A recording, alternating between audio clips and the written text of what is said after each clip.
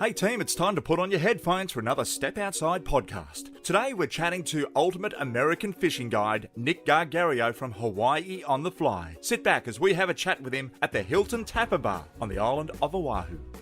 And a big aloha to everybody out there. This is Step Outside with Paul Burt podcast. We're coming to you from the Tapa Bar, the below of the Tapa Towers at the Hilton Hawaiian Village on the beautiful isle of Oahu, here in Hawaii. I'm talking to you today. We've got our special guest for our podcast, Nick Gargaro. How are you, brother? Hey, Paul. How you doing, brother? I'm doing all right, thank you, mate. I'll tell you what, everyone watching at home, it's going to be a big cheers to you as I sip down on a beer and Nick sips down on a straight tequila. A captain of many moons. Tell me, mate. Mate, we went fishing with you a couple of days ago, Hawaii on the fly. Yes. Okay, now we targeted bonefish. Mate, I found you interesting. I'm a skipper, I'm a captain back home and all that jazz. I wouldn't call myself Captain Burke because I think that's too much of a knob. I think, to me, it's just like, hey, I'm just a skipper. That's me, you know, that's what I do. I take people fishing. I'm a guide. You know? That's what we are. Yeah, absolutely, brother. So tell me, mate, a lot of the stories about you, your history there, Nick. What is it? What brought Nick to Hawaii? What brought Nick to bone fishing? All right, so it starts all the way back. I grew up in Colorado. I grew up. Is there any water in Colorado? There is a bunch of water, but it all comes in smaller bits than what we find here in the Big Us. So it's more like trout and salmon, or so trout? more trout, and all freshwater species. Okay. Because we're landlocked in the middle of North America. Don't you shoot deer or bison, or what's the thing out there with the big horns? There is bison, but generally it's going to be elk and deer. Yes, elk. That's it. I had a mate of mine. Okay, Pete Johnston with a T. Okay, good bloke from Aussie. We do a radio show over there called High Tide. And he saved up, him and his dad. His dad passed, but he wanted to get out to Colorado and he wanted to shoot an elk. He wanted to hunt an elk, and he did it on horseback. That's actually the number one way to go, because generally with those horseback things, all those guys use leather and they use buckles and stuff. Yeah. So they get back there very naturally. Yeah. And then they don't have Velcro and all these other things that make that unnatural sound. So right. when you come in on horseback and you're getting back there, you're not making a sound that an ATV would make, that a four-wheel drive truck would make. It's quiet. Exactly. But you can move through the woods and get to your camp without disturbing all of nature around you. AKA the big, giant, grizzly-ass bears that live in the mountains up there as well, which he came across as well, a very big bear. Way. True story, and it came running at him. It stopped at 100 feet. It stopped at 100 feet, and the guy on the mountain who was skinning the elk that they just got, right, trying to get all the meat off it. Well, he aimed it up, and he said, aim above its head, don't shoot. And he popped the fire. He fired off. Yeah. Right, and it scared the bear, stood down, and it walked off. Very lucky man. There's just some serious Pete Johnston with a T. Oh, Pete Johnston. Let's raise him up to Pete Johnston. I'm going to do it. All right. Here's a cheers for everyone listening. Cheers to Pete Johnston. I'll tell you what, he is the man. Now, if you are listening, we are sitting at the bottom of the Tapa Tower here at the Hilton Hawaiian Village. There's a Tapa Bar down here, so we're just chilling out. I've got a big wave, which is a Kona Brewery ale, and you got tequila, which is from Mexico. Is that right? Actually, I don't even know who makes this tequila, but I love tequila. I'm kind of working that out, mate. Yeah, it's like your 15th. Out. Yeah, it's doing all right. It's good, isn't it? I love happy hour. Yeah. Hey, let's wrap this up in 10 minutes because happy hour finishes. All right, no, I'm only kidding. Mate, but nonetheless, look, if you are getting over here and talking about fly fishing or just spin casting, mate, you're the dude. Like, you know, I know Hawaii on the fly. I follow you guys on Instagram. But it was a pleasure to get out fishing with you because you've got a lot of natural ability of reading the water, which is really rare. You can tell who's the real deal, right? When you get out in the water, you can tell if the skipper's not really got that sixth or seventh sense of understanding. Man, I'm like, thank you. No, because it's a natural ability. This is the thing, you know, it's a natural ability. A lot of other people will just go and they bullshit their way through it. Gotcha, right? But you're not doing that. So tell me, when it comes to bone fishing, what is it that inspires people to target that particular species?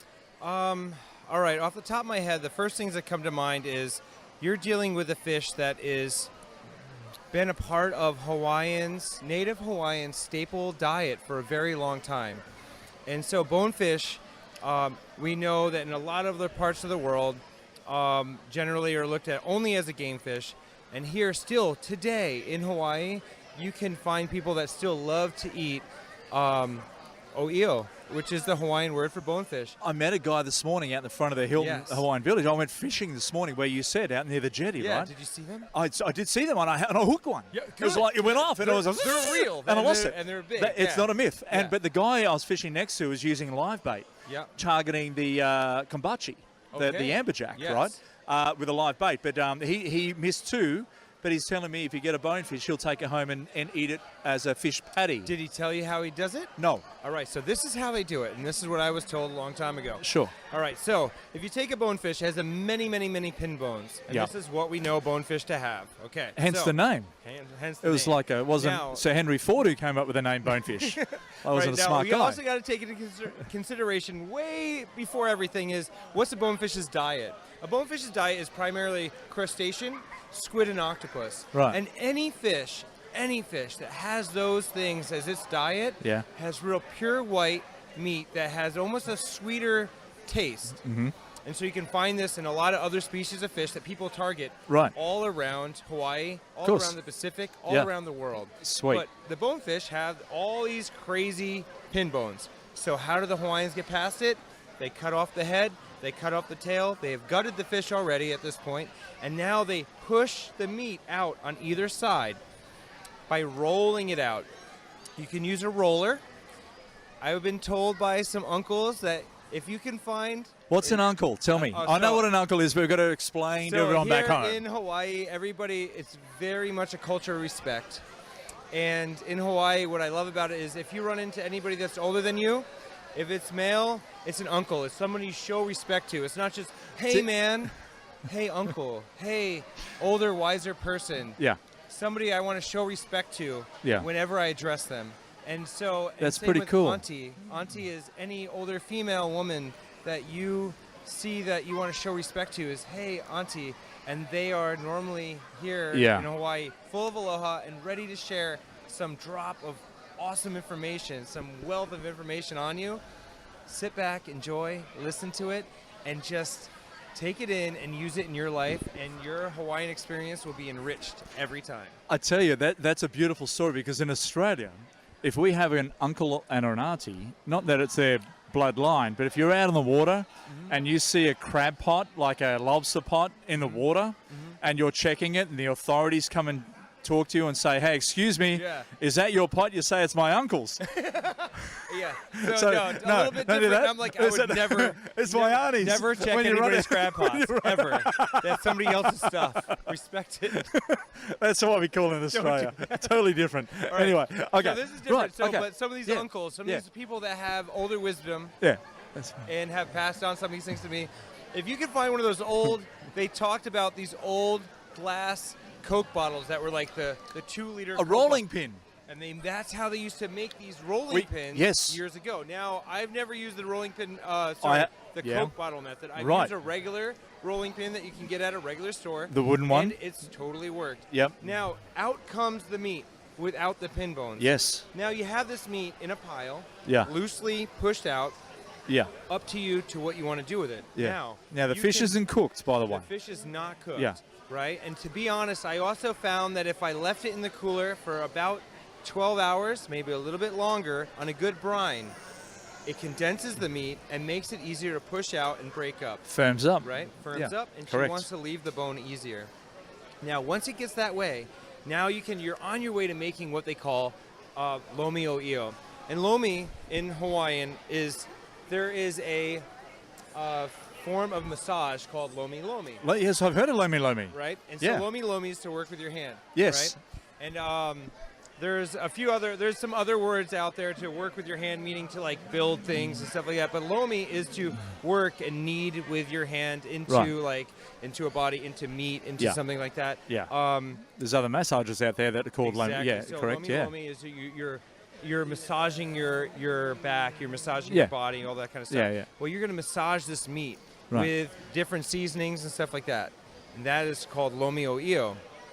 Now, there are other types of lomi that they make in Hawaii besides using the meat from bonefish. But the lomi o io is a very traditional dish that you'll find a lot of people do. Sweet. And it's kind of also spanned not just Native Hawaiians, but also because of the Hawaii being such a mixing pot from so many different cultures for so long. Correct. A lot of different people also eat lomi o'io. Now, that's one way. Now, fish cake is another way. So you make your lomi, if you will, and then you can actually make that into a patty. Yeah. And you can take that, depending on your seasonings, and you are welcome to do all sorts of seasonings. Yeah. Sorry. You're right. You can do all sorts of seasonings, but generally you're going to find that they're going to enhance that meat and not over flavor it too much, because the real cool thing about o'io or bonefish is that meat is naturally sweet. Yeah. And it's sweet because of its diet. And so being the crustaceans and the squid and the octopus. Exactly. Yeah, and so I in get other places of the world, people are chasing bonefish, and generally they're only using some sort of shrimp. And normally it's the type of shrimp that, like a prawn, that you can throw and find, you can throw like a net on or something like that, and you find them in big schools all on the inside. Out here in the Pacific, to be honest, we have more squid and octopi that are in the reef and a mantis shrimp, and that is what is going to be the primary diet of these fish. We don't have as many prawns, if you will, but the prawn baits, when they do see them, They go to town. And actually, I was just telling you that story. Correct, because if you're going, like when we came over here, everyone, we did some filming for Step Outside with Paul Burt about, the different of filming and all that. Hey, how you doing? When it goes to, we've got a camera set up here on the bar, so everyone who walks past is like, hey, how you doing? But nonetheless, it's all about, the different fake styles of lures out there, okay? A lot of artificial imitation, that we like to do in Hawaii on the fly. We do take out bait sometimes, but generally it's for like. Oh, you can't take bait. That's stinky. Like you want to take a stinky piece of bait out with you? No chance. Dirty. It's horrible. But it is. It That's helps old the school. little kids or That's something Uncle's like that. boat. Sometime we'll do that. But generally, if it's when an angler's coming out to chase a fish. Yeah. We want to do walk and stalk or something sighting a fish. You're targeting the fish. It's the hunt. And that's the best part. That's what keeps me all about this. Yeah, and it's sight casting. You're looking, you're hunting, you're seeing, and sunglasses. We'll get into that in a sec. But when it comes down to artificial, I've been using the Xeric 2-inch prawn. Okay, the shrimp. Awesome. This lure, right? I used it the other day, and I gave some to Nick. Yeah. And they were the bomb. All from our friends at Anaconda. And Anaconda is like in America, Cabela's, Bass Pro, Australia's largest outdoor retail store. They are massive. Okay, I gotta get them to start shipping to Hawaii. Oh, dude, they are the bomb, right? They are seriously awesome. So basically, is we grabbed some Xerics, we brought them over to you, and I said, Nick, I'm going to try these. You're like, yeah, give them a crack. They look good. They look real. Yeah. Like we'd eat those. And there's also some crabs, crusted crabs. Yes. The crabs, they look so good. Swim bait, was that? Yeah, they were from Chase Baits. Chase Baits. So they were cool lure, very Chase similar. Baits. Yeah. And the deal is that you're working around areas where there's a lot of water, a lot of weed beds, a lot of rock bank, a lot of mangroves. So it's all that area where these sort of hang, the bonefish. So if you're using a bait that's similar, and this goes to anyone wherever you're fishing around the world, whether you're targeting marlin, lure, or like GTs, or coral trout, or snapper, or whatever, or flathead, bonefish. It's all about targeting that fish using the right bait. Totally. You got to match the hatch. Match the hatch. What they're eating is the biggest. That's like a fly fishing term that's been around on North America forever. I don't know it's if in it's Australia. It is. I use it all the time. I didn't know. It is match the hatch. Oh, no, absolutely. Sometimes if it's this big, use this big. You get people out there using a lure, like a bait fish is an inch long, and they're using a lure 4 inches long. You're using a lure that's an inch long. You're catching a fish every cast. They're not getting a bite. Match the hatch. Match the hatch. Exactly. All right, so I'm totally with you on that. Cool. And that is exactly what we promote and do out here in Hawaii. Yeah, Hawaii on the fly. Book a charter. Come on. Follow them on Instagram. Like, check it out on Instagram. It's pretty cool. On Instagram, my handle's Aloha Flies. So that's your handle, is Aloha Fly? Yeah. Okay, so sweet. Okay. So I'm at that one. To be honest, I'm not the very best at doing my social media. How old are you? I'm 36. Okay, well I'm 10 years older than you, right? Yeah. So I'm like your uncle, right? So yeah, just go easy, pal. Yes, uncle. All right, show respect. So we turn around. I got no crab pots out, mate. Paul. So we got. So you're going out there. I guess I'm useless at social media, but we're trying. You know, we've got to keep up with the times. That's what I'm trying to do That's as what we're well. doing. And honestly, if it wasn't for friends keep on telling me to do it, Yeah. sometimes I It's a bit freaky because you're going out with younger friends who know this shit, right? And the funny part is, Yeah, like, yeah. so you go fishing every day, and you forget to, like, You need a blue card to hang around by the these time kids. You've done all your stuff and prepared yourself for the Yes, next day. that's right. You need to post something and Yeah. do that kind of stuff. Correct, Now, absolutely. There are other people on Hawaii on the Fly Yeah, that yeah. are much better at this than me, and Yeah. you will find great posts on Hawaii on the Fly. Aloha Flies. I'm lacking a little bit, but I'm getting better, Paul. And so I'm trying to get there. But the big thing for me is, like, you just You got to do Aloha Zurich. yeah, I gotta get. You reach out took to a those dude guys. out yesterday. I gave Nick a heap of these lures there a couple of days ago. Yeah, right? I'm down a few now. We broke You- off a few. You because broke. the Oh, fish okay, keep here we eating go. them All like right, here we crazy. go. I got a few more in the room, man. I'll look after you. So, I'll tell you what. Thanks for our friends at Anaconda. Is Thank that you you, can buy Anaconda. online, click and pay. Is that you can turn around and mate, you, a couple of days ago, you took a guy out yesterday, or was it Yes. today when he's with the IGAFA? So yesterday What do we was a got? guy Tell me the that story. took out I took out that was with the IFGA. Yeah. And now his name is Dennis. I can look up his last name. I don't remember his last name right off the top of my head. Let's call him the Menace. Dennis the Menace. This guy has over 109 IFGA titles already, or titles. What do you call them? Records. Records, Sorry. yeah, Records, yeah, not titles. yeah. Records already. And he came out and he's been chasing fish all over the world. And he's been doing a light tackle mono. And so he's been doing 4-pound, 6-pound, and 8-pound tests. We're talking monofilament on the main spool. Yes. Wow. And so this is some stuff where I'm like, Yeah. I can't believe he's Yeah. doing this. Yeah, it's old school. Because, I mean, to be honest, Yeah. I'm used to fishing on fly Yeah. with like 12-pound test being my light leader Yeah. and watching them break off on Yeah. a strike sometimes. Yeah. And so yesterday we tied on the Zurichs, Yeah. the little, the 2-inch prawn, and we were sight fishing with those. We had, we got a few fish, but the one that we think in 90 days we're going to find out, but he might have set the record. We're going to find out in 90 days. But it was about a 5-pound fish on 6-pound test.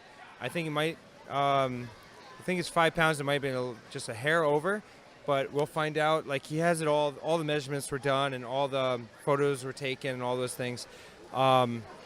My biggest thing was just I couldn't believe that we hung on to that fish. He ripped line like you wouldn't believe. Took off. He was out of there. He was, almost 100 Yeah. yards away. Then Wow. he came back, ripped out another, Wow. I don't know, maybe Yeah, another 60 yards. With my bonefish, I noticed it was like 3 solid runs. Yeah, And so then it a came lot of back. times it can do that. There are times in dirty water where maybe they will come a little bit closer to you and not run as far. Yeah. And trying to figure out what's going on. The biggest thing is in clear water, like when we caught your fish, there's still clear water for them, so he Correct. definitely ran really far. They hunt down an area because they're all smart. Because we eat them here, it seems that all the dumb ones are already dead. So they've been breeding. So the every big ones year. are smart. The big ones are smart. So in the genealogy, if you will, of the bonefish out here. Wouldn't that be good if it was humans? Oh my Like, seriously. Could you imagine? You imagine- We'd be even if it's- amazing right now. Oh my god! I don't even Because know you if I'd did be it- here sometime. you did- Oh Would man! you and I I be was like, here? oh my god! I don't think so. I don't know. Dude. I don't know. I hope Is this- that we'd make the cut. All right, but yeah. So that's one of those thoughts. Oh man. Like, I hope I'd make the cut.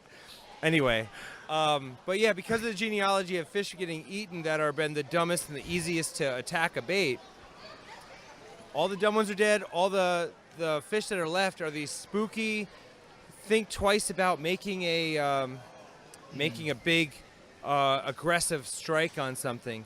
And the funny part is, I don't think any fish have seen those zerks ever. So when they saw them, they just jumped on them. Yeah. It was like, so we ran into that the other day. Which is an important thing that anyone who's out there, try a different lure. Like, look at it, understand where you're fishing, wherever you are around the world. Totally. Wherever you are around the world, work out a lure, because I notice in Australia that if we're fishing a river for bream, all right, the old bread and butter fish, we get bream, whiting, flathead. Whiting very similar to your bonefish. Okay. Edible, not many bones, beautiful to eat. King George Okay. whiting down the bottom end of South Australia, 10 out of 10, 11 out of 10. Great Okay. to eat. Get them up to a kilo, great fish. But in saying that, is that if you present to them a lure that they haven't seen, you will kill it. Totally. After a year Something new. and 1,000 other people out there flicking that lure, the fish become shy. Mm-hmm. Again, the bigger fish become smart. They are smart. They go to school, for heaven's sake. Exactly. They're schooling fish. Honestly, that is what they do. And honestly, Correct. that's the best part of what we do. Yeah, It's it's like cool. we have to take in that information, Yes. tweak our presentation. Our thoughts of how it works. And when we Yeah. change our presentation Yeah. that little tiny bit. Yeah. And I learned this actually. You know where I really took this was from big game fishing here in Hawaii. Correct. So you're an offshore fisherman. Yeah. You're an all-rounder. Yeah. You're like a so Tiger I Woods. used to do that. And Yeah. I got to fish with the top boats in Hawaii, and I'm so blessed that I have. And some of these captains Means a lot. I know that. Yes. Ron Yamashita, Russell Tanaka, Toots, all you guys, man, Captain Carl, rest in peace. All these guys, but they taught me so much. But what they also taught me was you have to roll with, as everybody's doing the same thing, take in consideration in your presentation the details. And the details are a big thing. And so you look in those things, and that can be your, terminal tackle. It can be your leaders. It can be your swivels. It can be something. It as can be tiny. your knot. It can be your knot. What's your favorite knot? Ooh. All right. So as far as a loop knot, I actually learned it from some carp fishermen a while back, and it's super simple. And I don't even have a name for it, which is so sad. But it could be the Paul Burt knot. It's called the birdie knot. It's called the birdie knot. Yeah, go and get knotted. But that's my favorite little loop knot. It's really simple. It's something that I tied on for. It's like a figure eight, so you put the line through the eye of the hook. Maybe a I little. make it an overhand knot. Yeah. It's And like a then I granny put knot. Is that a granny knot? So like a loop. And so then yeah. So a regular overhand knot, Yeah, very simple. yeah. Maybe it's called a granny knot in Yeah, Australia, but yeah. we call it overhand knot here. Okay, yep. And then, as if you're starting a regular loop knot. Yeah. So then you make that that tag end goes through the eye of the hook, yeah. and then you take your tag end, and if you've pinched that that overhand That knot, yeah. you're going to take that circle of that overhand knot, and you're going to pass it down and through twice. Ah. And then once that goes through, you that kind locks of it. slide it up. Yeah. And then you're going to pull the tag end, and you're going to pull the knot itself against the eye of the hook, Yeah. and then pull the main line, and it should bite. But this knot is really only designed for fluorocarbon. Okay. And so Okay. since that's what we use, It grips. it grips, and it bites on fluorocarbon very, very easily. Now, that's another big thing. Here in Hawaii, because we are in a fishing culture, Hawaiians have been catching fish forever. Yeah. Right, and so they've actually also fish aquaculture Yeah. and raising Correct. fish in ponds and all that. This Correct. is part of their culture. Yeah. They, fish is such a staple Yeah. of their diet that Yeah. they have really fine-tuned these things. So because the fish are so smart and all the dumb ones are dead, that means that really means that at the end of the day, Hey. Yeah. that means that your terminal tackle has to be on point. Correct. So your hooks and your line and your leader and all those things. Well, so your fluorocarbon is the very key part of it here in Hawaii. The reason why your fluorocarbon disappears in water, as long as it's not abraded, Yeah. that means rubbed against anything. That means you rub it against a rock, you rub it against the side of the boat. You mess up and get it tangled around the cleat of your boat Yep. just for a second, A slight fray. a slight fray. Yeah. And hold it up to the light. If you see Yeah. any little bit of reflection coming through there, Yeah. You'll lose your nuts. change it out. Correct. It's like Game of Thrones. If you're a slight fray, you'll lose your nuts. So you got to be careful. So one right other there, I was like, Game of Thrones is One so true. It's so true. Cheers, mate. Cheers. So one other thing is, you told me a story the other day about a gentleman out on the water Yeah. when a tiger shark decided to come to come against with you. Sorry. So All right. tell me about the other day you're out there and there's Yeah. a guy and you're Walking around? fishing and there's a tiger shark episode. Tell right. me about that. Let's wrap So it up there on we that. are. The gentleman I'm fishing with is about 75 years old. Right. Now, he is not the most agile, and he's using the assistance of a walking stick as he's trying Think of to... the cartoon series or the cartoon movie called Up. Yes. With the dude with the Yes. tennis Oh my God. balls. The tennis balls on the bottom of the walker. Yeah, so right? picture him trying to do a walker like that, but it's like a vertical staff instead of that walker thing, but it's very, very similar. And he Yeah. has that kind of mentality. Everything, he's done it, he's seen it all, the whole thing. He's Yeah. 75. And he's telling you about this, right? Yeah. Yeah. And so we're walking, and here comes an 8 to 10 foot tiger shark, and it is no farther away than maybe just a foot behind the camera that's filming us. Okay, so we're talking about Right. 8 feet away. And so as it's coming closer, I'm not about to say anything to him because what I notice is the shark is taking his time, moving very slowly. He's cruising. He's cruising How deep's the water? about knee deep. Okay, so he's just cruising through. Just cruising. And where he's Fins at is, out the top. The oh, no, dorsal. actually, so here's the thing. Where we're fishing is on this slope of Right. sand. Okay. And we're looking for the bonefish to come up on the slope of sand Sure. onto the shallows in front of us. So the shark's We're in the fishing- channel. The shark is Yeah. just on the edge of Yeah, the channel. yeah, and yeah, we're yeah. fishing down the slope. So if the shark is where the camera is, the fishing that we're doing is actually over this way. Yeah. And we're trying to look for the fish coming up this way. Now the shark continues on his way, and I don't want to alarm this man since he's somebody that comes with a cane or a walking stick, Yeah, whatever he with wants to tennis call balls. it. Yeah. And I'm noticing it's coming close, but the shark is very tranquil, very cool. And I'm like, okay, I'm not going to say anything. And it's almost out of her way. It's maybe over to like that chair over there, and all of a sudden, So 20 feet away. It's passing. yes, it's gone. Already passed. Yep. And that's when Yep. the man somehow has turned and sees it all the way over there. Somehow he turns and he's like, "Oh man, there's a really big shark over there." And I'm like, "I see it." And I'm like, "We're all good." It's like, "Do you notice how slow the shark was moving?" I'm like, "It would totally be different if the shark came through and you didn't even see the pump of the tail, but it was like moving really fast." Yeah. Hang on, we'll let these people pass. That's all right. All right. So. Hey. Cool. Anyway, so what happens is about a minute later, just about a minute later, No. this Yeah. this shark comes back Yeah. and pushes water and just moves real fast right past us. Yeah. And at that time, I realized I'm not a hero, and this man has been out there for 75 years fishing hard, and I realized that I ain't gonna save him. And He's living his life. He's already I'm lived outta his here. life. I'm out of here. And I retreated up into the shallows so fast, leaving him to try to work his way out of that deep area. And he's like, "Oh man, oh man!" And I'm just like, "Whatever happens, happens." It was like all I knew was like it You wasn't saw gonna the disclaimer. be, it was like, wasn't gonna be my day. Thank God the shark passed by. Everything went, but yeah, I realized right then, I'm not a hero. Those fish are out there doing their thing, and if you've already lived 75 years, that might have been the time to, just cash in the chips. I don't know what to say. Oh man, we're gonna leave it at that. All Hey, right. everyone. Aloha, Nick, guys.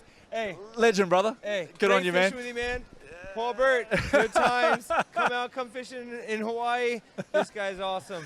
A lot Go of fun. And that's Nick from Hawaii on the Fly. You can follow him also. Hawaii on the Fly. You can check out Aloha Flies and check out his Insta handle, because I tell you what, this guy has got so many stories. He's a lovely guy at the same time. And of course, with that, I got to say thank you, God bless, and of course, aloha as we come to you from the beautiful Tapa Bar here at the Below the Tapa Towers, Hilton Hawaiian Village, for our Step Outside with Paul Burt podcast. Aloha. You. Now, that was a lot of fun. Nick, a top bloke. Hope you enjoyed the podcast this week. Next week, we venture back to Australia, find out some good caravanning spots, what to pack, what to take, and of course, some good old fishing spots. That's next week on the Step Outside podcast. Take it easy.